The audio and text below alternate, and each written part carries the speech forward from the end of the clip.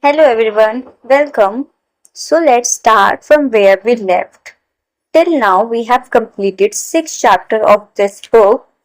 In this video we will be starting with chapter 7. I know you are, but what am I? I'm not offended by all the dumb blown jokes because I know I'm not dumb. I also know I'm not blonde. Dolly Parton, singer, songwriter, actress, altruist, businesswoman, bright, shiny light. A friend of mine, a brilliant writer, once called me in a panic when she suddenly became frozen with fear over the subject matter of the book she was working on and could no longer bring herself to write it. Her book was, among many other splendid things, very personal, dark, and twisted, and my friend was concerned that it was too much, that it was crossing the line, that she was exposing herself as a giant weirdo pervert freak. This brings up something that's so important to have a firm grasp on if you are going to get anywhere near reaching your full potential in this life as a writer, an artist, a business person, a parent, a butcher, a baker, a candlestick maker, or as a fully realized and evolved human being in general. Do not waste your precious time giving one single crap about what anybody else thinks of you. Imagine how liberating that would be. Other people's opinions motivate every move we make in our teens and our 20s. And as we age, if we are moving in the right direction, our obsession with how we are perceived by others begins to trickle away. But very few of us are able to escape its pointless grasps completely. Meanwhile, the truth is, the only questions you ever need to consider when making decisions about your life are: first, is this something I want to be, do, or have? Second, is this going to take me in the direction I want to go, not should go? Third, is this going to screw over anybody else in the process? We throw a wet blanket of ho-humry over our lives when we live in fear of what others might think, instead of in celebration of who we are. Yes, it's part of our survival instinct to care. Get booted from the tribe and you'll freeze to death or starve or be eaten by wolves. But because we have big brains and the ability to manifest anything we set our minds to, there is another version that's equally plausible. Get booted from the tribe and start, or find another tribe that's more your style. You could not only end up doing what you love surrounded by people you adore who you actually relate to, but you might one day realize you can no longer remember the names of the people whose approval you so desperately thought you would die without. Nobody who ever accomplished anything big or new or worth raising a celebratory fist in the air did it from their comfort zone. They risked ridicule and failure and sometimes even death. Think of the Wright brothers. Can you imagine how that whole thing went down?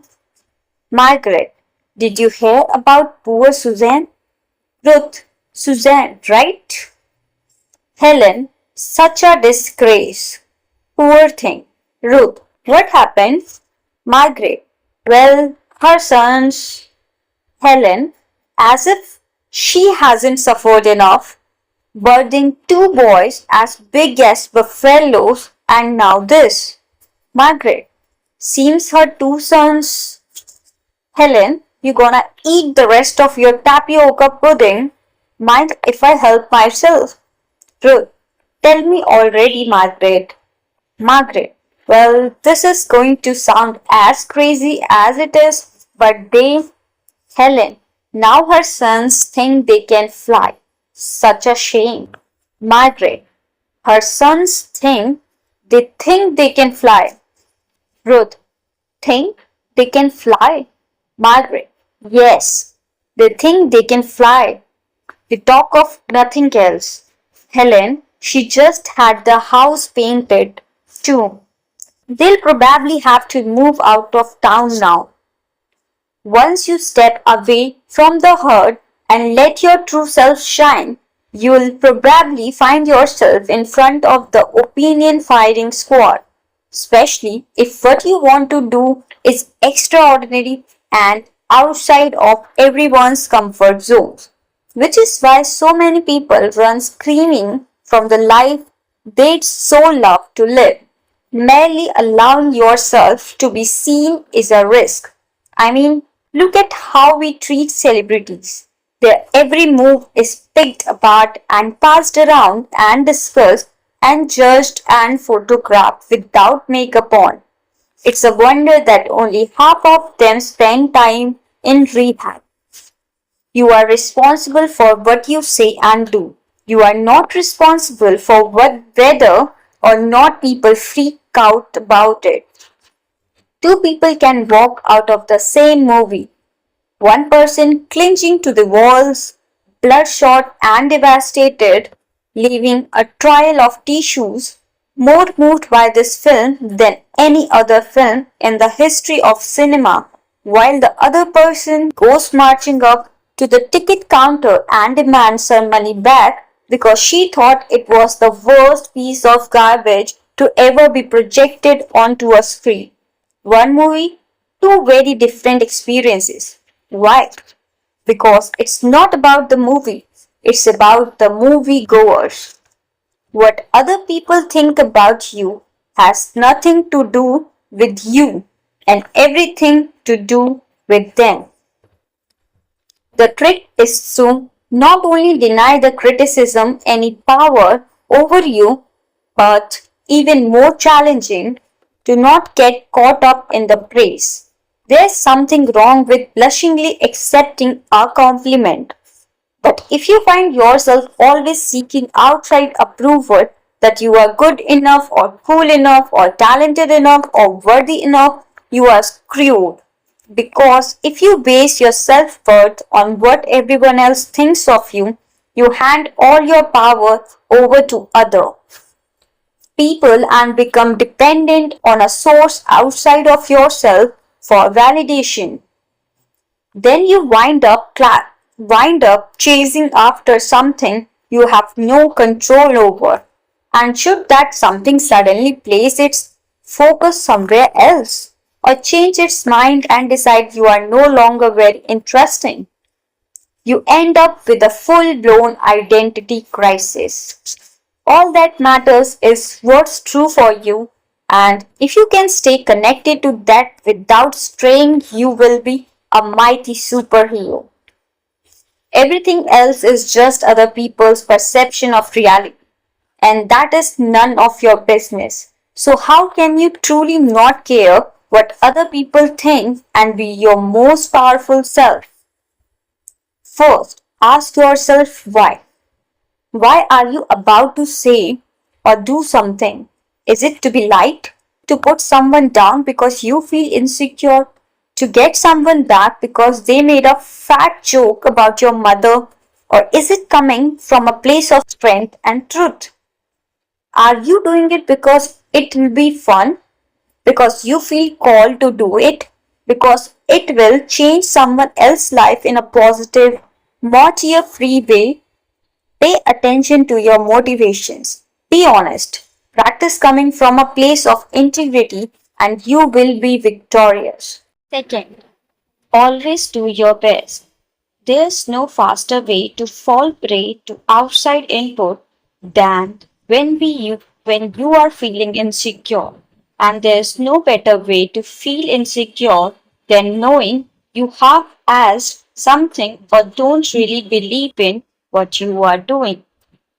No matter what it is, raising your prices or raising your children, if you do the absolute best you possibly can and come from a place of integrity, then you can be proud of yourself and not give a damn what anyone else thinks. Third, trust your intuition.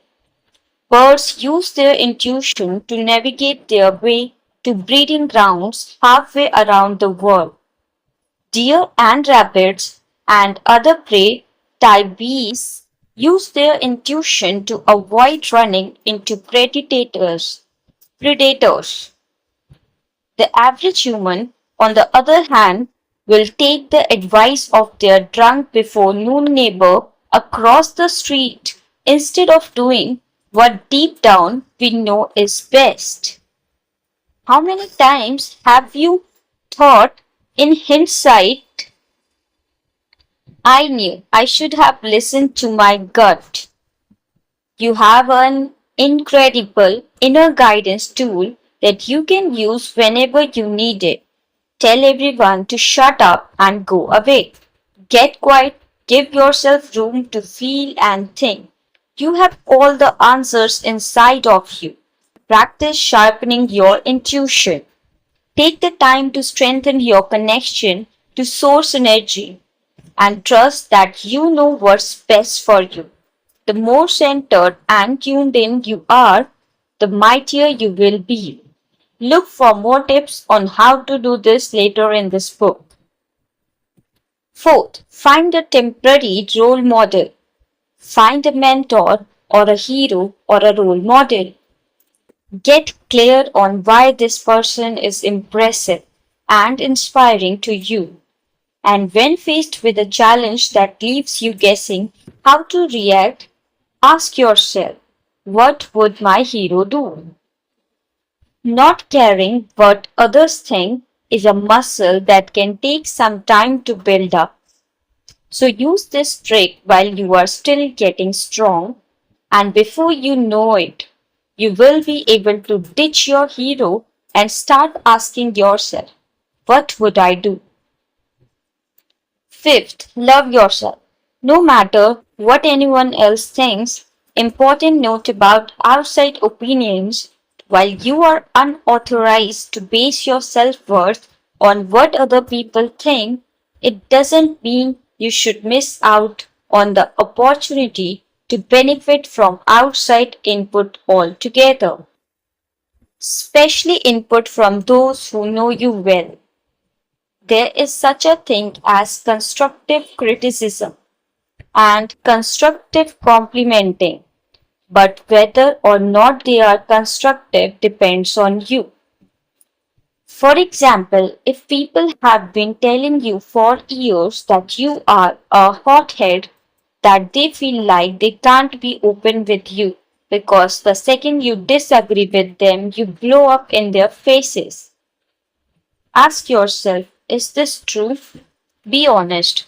Can I use this information to better myself and the lives of others? If the answer is yes, commit to making the necessary changes.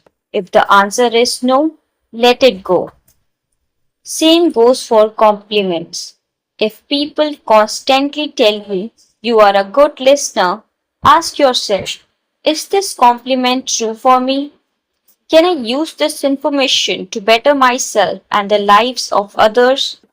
Again, if the answer is yes, figure out how can you capitalize on it. If the answer is no, let it go. Sometimes it's easier for other people to see what we can't see ourselves. So if they can help us connect with our truths and live happier, more authentic lives, then it's worth taking the time to listen. It still ultimately comes down to what's true for you.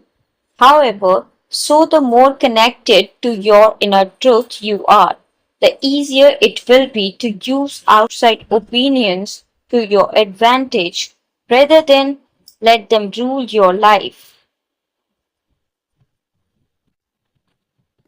The definition of screwing someone over is taking their money and doing a lousy job or destroying their water source or enslaving populations. Think like that your mother being disappointed or your father disapproving or your friends being outraged does not qualify as screwing someone over. We will start now chapter 8 in the next video. I hope you enjoyed it. Thank you.